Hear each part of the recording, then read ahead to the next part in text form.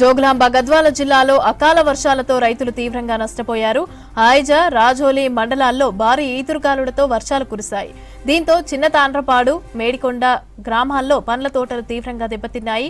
రాజోలి మండలంలో దాదాపు 800 ఎకరాల వరి పంటలు ధ్వంసమైంది. మేడికొండలో ఓ రైతు వేసిన 2 ఎకరాల్లో అరటి తోట నేల కొరిగింది. వడగళ్ల వానలు, భారీ వర్షాలకు చేతికొచ్చిన పంటలు నేల కూలాయని రైతులు ఆవేదన వ్యక్తం చేస్తున్నారు. లక్షల పెట్టుబడి పెట్టి పంట సాగు చేస్తే అకాల వర్షాలు తమకు కన్నీళ్లను మిగిల్చాయని అన్నారు. ప్రభుత్వమే తమను ఆదుకోవాలని కోరుతున్నారు రైతులు.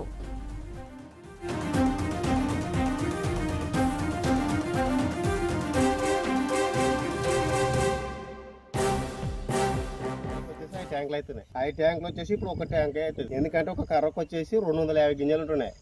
ఇప్పుడు కనీసం మొత్తం రాలిపోయినాయి. 20 గింజలే ఉన్నాయి ఒక కంకి వచ్చేసి. ఎట్లా రాలిపోయినాయి కిందగా 5 ట్యాంకులు కాదు, ఇప్పుడు ఒక ట్యాంక్ వచ్చేసింది. ఎట్లా ఉంటుందిగా మొత్తం రాళ్ళు కింద పడిపోయినాయి. ఒక్క వారం 10 రోజులు ఉంటే వానదేవుడు మొత్తం చేదొరికేదే మనకి. కానీ ఈ ప్రభుత్వం అన్న నష్టపరిహారం కల్పిస్తట చూడాలి.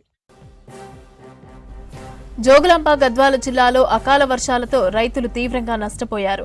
ఆయజ, రాజోలి మండలాల్లో భారీ ఈదురుగాలులతో వర్షాలు కురిశాయి. దీంతో చిన్న తాండ్రపాడు, మేడికొండ గ్రామాల్లో పండ్ల తోటలు తీవ్రంగా దెబ్బతిన్నాయి.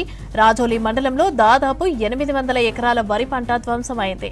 మేడికొండలో ఓ రైతు వేసిన 2 ఎకరాల్లో అరటి తోట నేల కొరికింది. వడగళ్ల వానలు, భారీ వర్షాలకు చేతికొచ్చిన పంటలు నేల కూలాయని రైతులు ఆవేదన వ్యక్తం చేస్తున్నారు. లక్షల పెట్టుబడి పెట్టి పంట సాగు చేస్తే అకాల వర్షాలు తమను కన్నీళ్లను మిగిల్చాయని అన్నారు. ప్రభుత్వమే తమను ఆదుకోవాలని కోరుతున్నారు రైతులు.